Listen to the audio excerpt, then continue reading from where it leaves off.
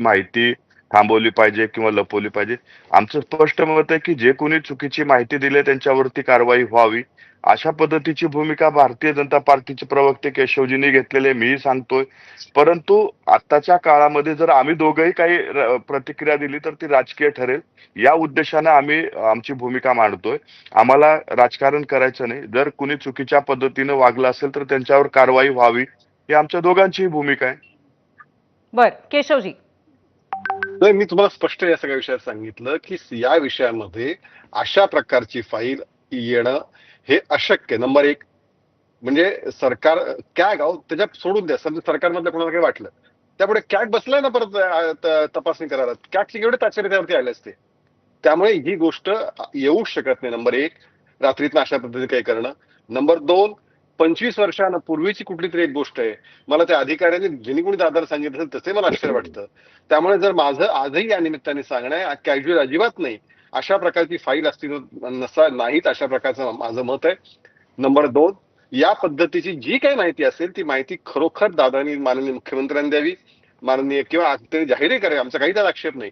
Number तीन त्याच्यामध्ये असं खरंच काही घडलं असेल तर भारतीय जनता पार्टी म्हणून मी ठामपणे सांगतो या विषयातली चोख चौकशी ही नक्की होईल. आमच्याकडे अशा लपछपीचा काही विषय येत नाही. त्यामध्ये जे काय असेल ते समोर यायला काही आमचे काही आक्षेप नाही. यामध्ये कॅज्युअल आम्ही काही घेतलं नाही. कुठलीच गोष्ट आम्ही कॅज्युअल घेत नाही. फक्त हे की जो आरोप मध्ये तथ्य काहीच वाटत नाही हे मात्र जरूर सांगितलं. मग सूरजजी, केशवजींचं असं म्हणणं आहे किंवा भाजपचं असं म्हणणं आहे की आरोपांमध्ये तथ्यच नाही, अशी घटना घडलेलीच नाही किंवा ते करताना सहज शक्य नाहीये. आणि दुसऱ्या बाजूला तुम्ही असं म्हणताय की जर असं अधिकाऱ्याने सांगितलं असेल तर ते कुठेतरी पडताळणी त्याची करणं गरजेचं आहे. मग 2 दिवस आधी मतदानाच्या बरोबर ही गोष्ट का आठवली अजितदादांना? रोख काय त्यांचा हेतू काय होता हे सांगण्याचा? आणि पहिली गोष्ट मतदान म्हणून मला वाटत नाही की ते बोलले असतील अशा पद्धतीचं विधान करताना. कारण दादा एक अनुभवी नेते आहेत या राज्याचे. ते विधान करत असताना मग त्यांच्याकडे माहिती आली असेल आणि त्या माहितीच्या आधारावरती ते बोलले असतील. आता त्याला वेगळ्या पद्धतीनं बोलायचं असेल ते बोलले तिथं. मला ते सांगितले पण आहेत की ते माझ्याकडे फाईल आहे, मी दाखवेन आणि ते मुख्यमंत्र्याला दाखवतील पण.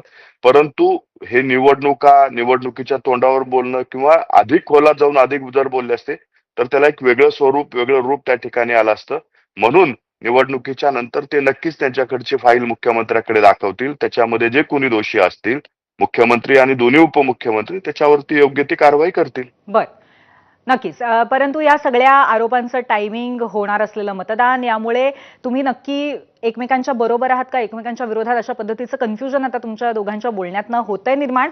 याबद्दलही आपण चर्चा करूया. एक छोटासा ब्रेक घेऊया. पाहत रहा एबीपी माझा.